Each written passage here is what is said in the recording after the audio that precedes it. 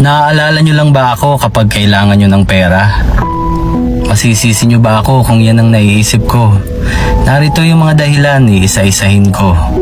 Bihira kayong mga musta. Naaalala nyo lang ako kapag hihingi kayo ng pera. Ang haba ng mga messages nyo kapag meron kayong kailangan. Pero kapag nakapagpadala na ako, walang thank you man lang. Kapag magvi-video call ako, it's either mahina ang signal o kaya malolobat. Ewan ko nga ba, parang ayaw nyo ako kausap. Kapag special occasions, bihira kayong makaalala. Babati lang kayo kapag ako ang nauna.